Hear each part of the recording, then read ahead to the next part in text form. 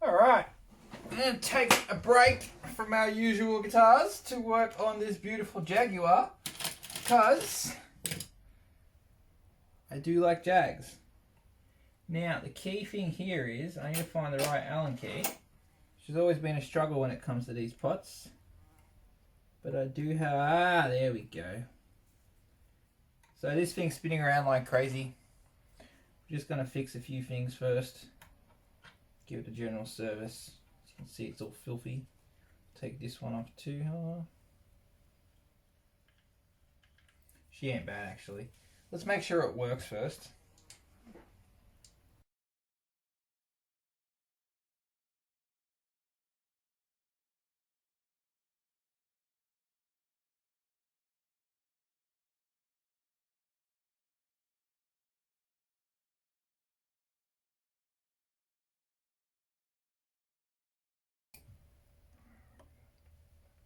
Whoa!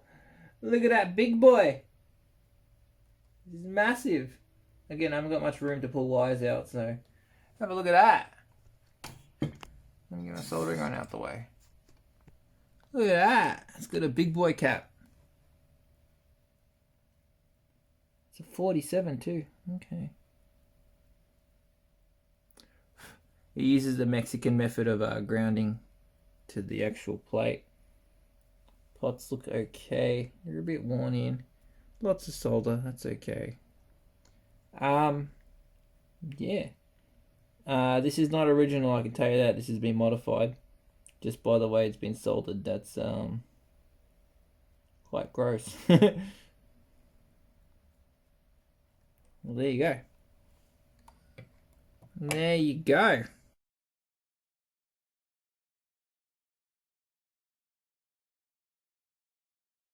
Well, I got it off. Let's just have a look.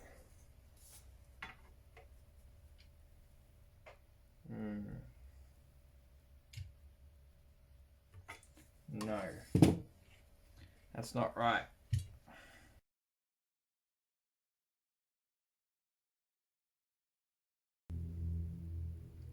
So, I mean, you can always use a slider screwdriver, but you want to find one that doesn't shift. If your truss rod does, if your screwdriver does shift, then just think again about doing it.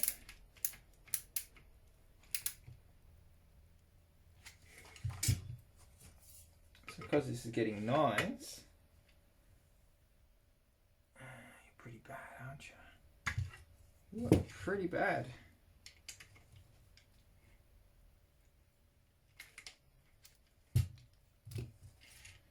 Because it's getting nines, we're not going to need as much. Although, having said that, it's actually really bad. Oh, you can't see, I'm just sighting down the neck. Where are you bastards? Right there. I can see it. We're going to do one more push, and then that's it. One more push with all my might, and then that's it.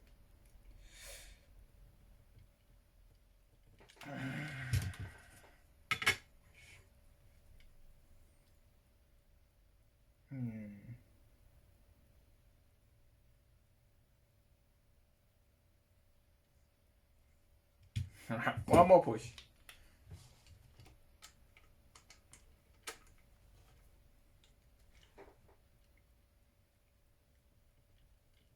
No, that's absolutely maxed out. Can't do any more than that. No wonder this thing wasn't intonating. So, I'm going to be Mr. Smart Man over here and educate you as best I can in my poor man's English. Using an old Ernie ball packaging. Alright, so if you look at the bottom diagram, drawn poorly by yours truly, so here we have what I'm going to call a neck with good relief, or the correct relief, or whatever correct relief we can. The intonation point is spot on to the measurement of the bridge. Yep. But once we have a neck that's in a back bow like this that has too much relief, the intonation point changes because the wood is actually curving in on itself. And it's not much, like we're talking like, you know, millimeters, but a few millimeters is enough to throw everything out of whack. And when you have a tunematic style bridge like this, even though they compensate by giving us a bit more room, it can still cause issues, and that's not good. Why did you do that for? Why are you falling out? Interesting. Interesting. Why you do that? Do you move? Didn't notice that before. Can you be a... Just like that, we have super polished frets. Ooh.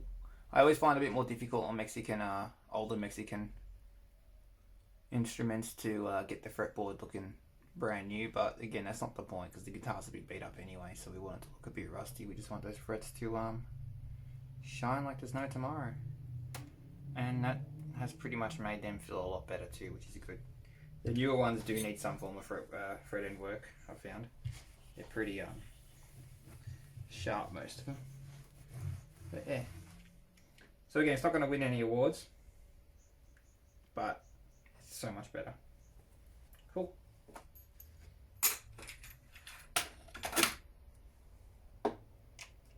And that was a 18 minutes and 45-minute fret polish. Cheers.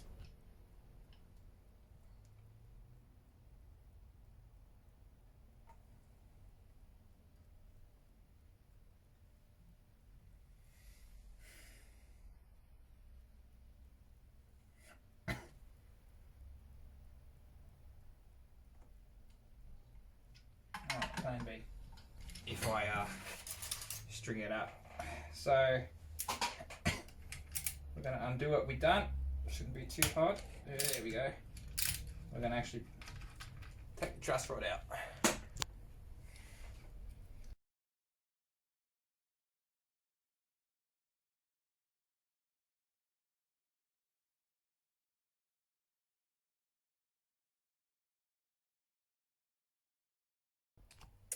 Alright, so we're probably going to replace this tuner, but just for the time being, we're just going to see if the other one seizes up too. So we're just going to go for the D string.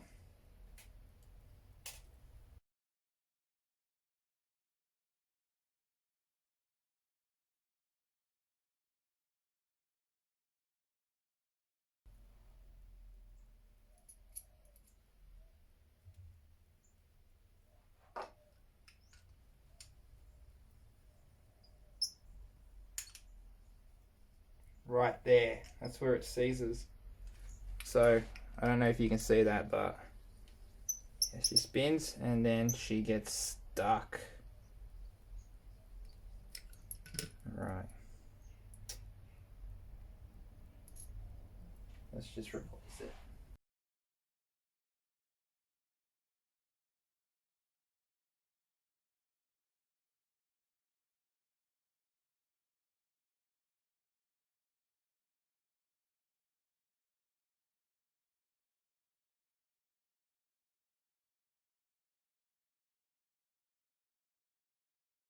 Alright, I just want to do a quick video because, you know, Jags are a rare animal.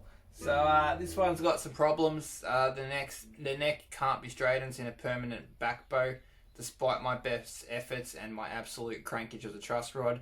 I've got it as straight as I possibly can, which is still too much relief. So we've got a fair chunk of relief, more than I would personally like. The action is 1.75 on the low E and 1 on the high E. That ain't too bad. I personally, on a Jag, I'd take it a bit lower, but then I'd be using 11s. These are 9s. And intonation is sorted. One of these is missing its O-ring. So, or the, not O-ring. It's like that little washer that you clip on. But, apart from it being a bit of a weirdo,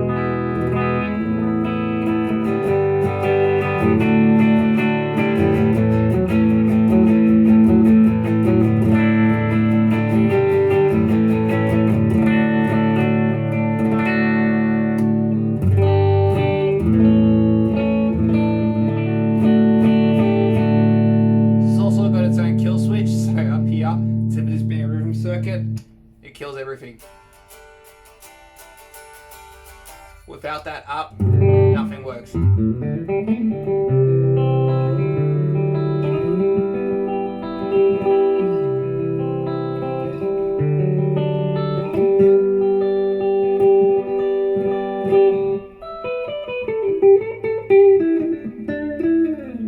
Because of the boat, it's a bit buzzy up here. There are a few notes that aren't dead, but they're on the verge of being dead. Nothing I can do about that without making a jig to straighten his neck and doing the fretwork.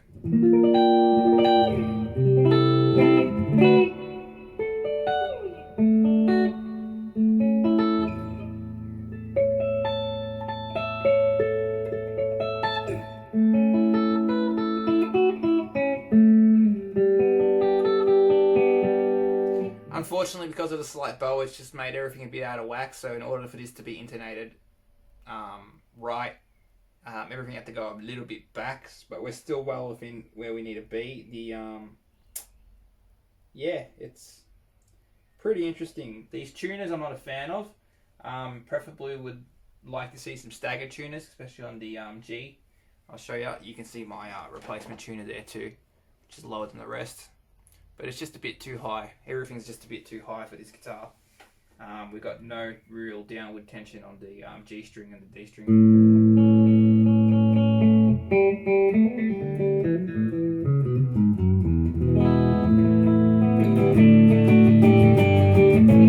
Don't Jags look cool though? There was no arming with it too, so I've also fixed this, so now you can roll down your tone. And this has been modified. It's got this gigantic cap in it. It's a 47, but it's absolutely overkill for these humbuckers.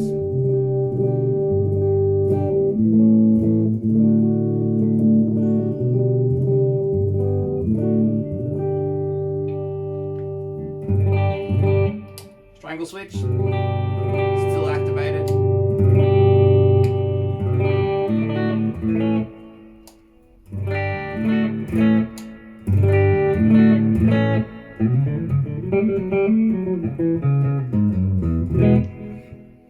But even with that higher action, it still feels good because it is a shorter scale.